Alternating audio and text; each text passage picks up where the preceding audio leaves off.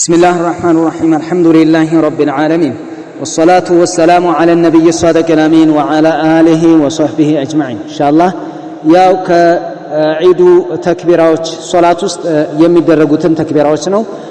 እነሱን በተመለከተ ደግሞ አንዳንድ እንላለን ኢንሻአላህ። ምንድነው ሶላት ውስጥ ተክቢራ አለ። ሶላት ውስጥ ተክቢራ ይደረጋል። መጀመሪያው ላይ 7 ይደረጋል፣ ሁለተኛው ረክዓ ላይ ደግሞ 5 ይደረጋል ማለት ነው። ይህ ከነብዩ አለይሂ ሰላቱ ወሰለም የተረጋገጠና የመጣ ሐዲስ ነው። وعن عمرو بن شعيب عن أبيه عن جده قال نبي الله صلى الله عليه وسلم نبي عليه الصلاة والسلام እንዲህ ብለዋል ይላል التكبير في الفطر 7 في الأولى و5 في الآخرة። ነብዩ አለይሂ ሰላቱ ወሰለም ተክቢራ በሚደረግበት ሰዓት በፊጥር ጊዜ 7 መጀመሪያው ረክዓ ላይ 5 ሁለተኛው ረክዓ ላይ ብለዋል ነብዩ አለይሂ ሰላቱ ወሰለም ማለት ነው። والقراءة بعدهما كلتيهما ያው ከሁለቱ እነዚህን ተክቢራዎች ካደረግን በኋላ ቂራአ ይቀራል ማለት ነው። أخرجه أبو داود ونقل الترمذي عن البخاري تصحيحا حديث صحيح ነው ብሎ ترمذي نقل አድርጓል ከኢማም البخاري ማለት ነው። حسن لغيره ሐዲሱ ደረጃ ያለውና የሚያልፍ ነው። ስለዚህ ይሰራበታል ማለት ነው። 7 መጀመሪያው ረክዓ ላይ ሁለተኛው ረክዓ ላይ ደግሞ 5 ማለት ነው። ይህን ስናደርግ ተክቢረተል ኢህራም አብሮ ተደምሮ ነው ወይ? ተደምሮ አይደለም። ራሱን የቻለ 7 ተክቢራዎች መጀመሪያው ላይ ሁለተኛው ደግሞ 5 ማለት ነው። ወደዛ የሚሄጃው ከሱጁድ የመነሻዋ ተክቢራ ሳትደመር ማለት ነው። ስለዚህ ومنهم من قال لا تحسب التحريمه من السبع كسبات ውስጥ አትመደብም አትቆጠርም ብለዋል። وهو قول الشافعي والليث والأوزعي የነሱ ቀውል ነው። ራጅሁም ይሄ ነው። ሐዲሱ ዛሂር ነው የሚያሳየው ይሄ ነው ይላሉ።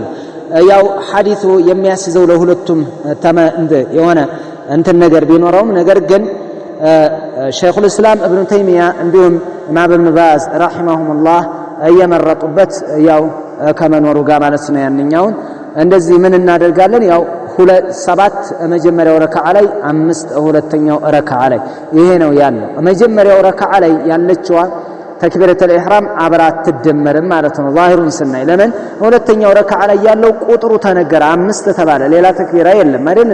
የኋለኝ የመጀመሪያው ረክዓ 7 ተብሎ በቁጥር ተነገረ፣ ተክቢረተል ኢህራም ሳትቆጠር ማለት ነው። ባይሆን ተክቢራው በሚደረግበት ሰዓት እጅ ማንሳት አለ ወይ የሚለው እጅ ማንሳት የለም ነው። ራጅህ አድርገው የሚወስዱት እጅ ማንሳት የለም።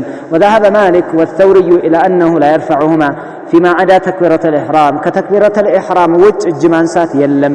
ለምን? لأنه لم يثبت عن النبي صلى الله عليه وسلم كما ላክተኛው ከነብዩ አለይሂ ሰላቱ ወሰለም ነቅል ስላልተደረገና ስላልመጣ ማለት ነው። ተክቢረተ الإحرام ላይ እጅ ማንሳት አለ፣ ሌሎቹ ላይ ግን እጅ ማንሳት የለም ማለት ነው። وهذا القول أقرب وهو اختيار الشيخ الإمام والشيخ الإمام الوادعي رحمه الله ይህን ነው የሚያሳልፉት ማለት ነው። ሌላ ቂያስ አድርገው እንደዚሁ ሌላ ቦታ ላይ እንደምናነሳው ብለው ያመጡበት ሁኔታ ነበረ። ነገር ግን የለም። አብዱላህ ብን ዑመርም ሶላተል ጀናዛም ላይ ይነሳል፣ እዚህኛውም ላይ ተክቢራው መነሳት አለበት ነው የሚለው። ነገር ግን ደሊል የለም ነው የሚባለው ለዚህ ጉዳይ ማለት ነው።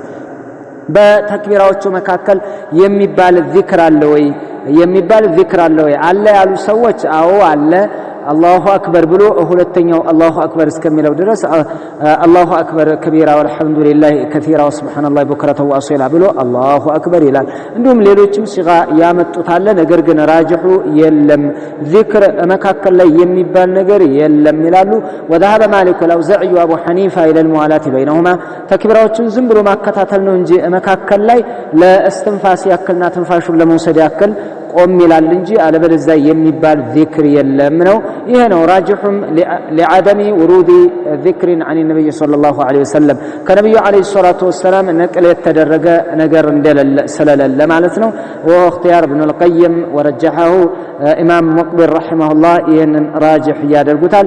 ስለዚህ የለም መካከላቸው ከተክቢራ እስከ ተክቢራ ድረስ ያለውን መካከል ላይ የሚባል ነገር ዚክር የለም የሚለውን እንይዛለን ማለት ነው። ሌላ ተክቢራውን ሰውየው ልክ ኢህራሙን ተክቢረተል ኢህራም እንዳደረገ ተክቢራዎችን 7ቱንም ዘንግቷቸው ወይ በቁጥርም ተሳስቶ ዝም ብሎ ቂራአ ቢጀምር እንደገና መመለስ አለበት ወይ የሚል ያው ይነሳል። እንደዛ አይነት ጥያቄ ማለት ነው። የለበትም፣ አሁንም የለበትም። وذهب بعض أهل العلم إلى أنه لا يعود أي ملسم، وهو قول للشافعي ووجه للحنابلة ይሄ ነው ያለው ስለዚህ መመለስ የለበትም ለምን لانها ሱና ናት ፋተ መሐሉሃ ግዚዋና ቦታዋ ያለፈ ሱና ናት አልፏል ካለፈ በኋላ መመለስ የለም ነው ስለዚህ ተክቢራው እንደገና ድጋሚ ወደ ኋላ አይመለስም ነው ሰውየው ዱዓ الاستفتاحን መቼ ነው የሚያደርገው ዱዓ الاستفتاح አለ ያንን የሚቀራው መቼ ነው ከተባለ መጀመሪያ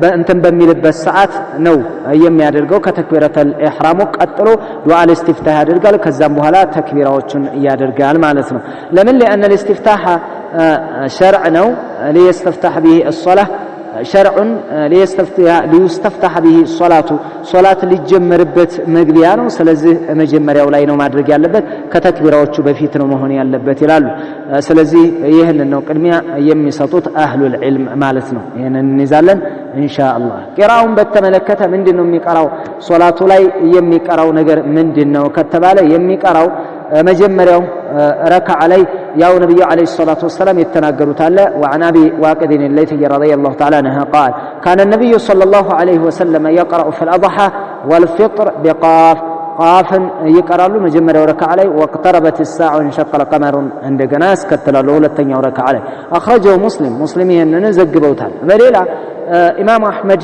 የመረጡት ሌላ ቂራአ አለ ምን ማለት ነው واختار احمد القراءه بسبح اسم ربك الاعلى مجمريا ركعه عليه وهل اتاك حديث الغاشيه ሁለተኛው ረካዓ ላይ ይሄንን ይመርጣሉ ማለት ነው ስለዚህ ሁለቱንም ያንኛውንም ዘገባ ይሄንኛውንም ዘገባ መጠቀም እንችላለን መጀመሪያው ረካዓ ላይ ቃፍ ሁለተኛው ላይ اقتربت الساعه ابي قرا እንዲሁም ደግሞ መጀመሪያው ረካዓ ላይ سبح اسم ربك الاعلى ሁለተኛው ረካዓ ላይ هل اتاك حديث الغاشيه ابي قرا ያው የተመረጠና ማስረጃ የተቀመጠለት ነው ማለት ነው لان ذلك ثبت ايضا عن النبي صلى الله عليه وسلم كما في صحيح مسلم زجب على عند الترجاجته يعني يوم يوم ሁለቱም አለ عن النعمان بن بشير وكما في مسند احمد عن سمره بن جندب رضي الله تعالى عنه سلت ተረጋገጠ ማለት ነው ስለዚህ ሁለቱም ሱና ናቸው በፈለገው መቅራት ይችላል የሚለውን እንወስዳለን መጀመሪያው ረካዓ ላይ ቃፍ ሁለተኛው ረካዓ ላይ اقتربت الساعه ወይ መጀመሪያው ረካዓ ላይ سبح اسم ربك الاعلى ሁለተኛው ረካዓ ላይ هل اتاك حديث الغاشيه አድርጎ እነዚህን መቅራት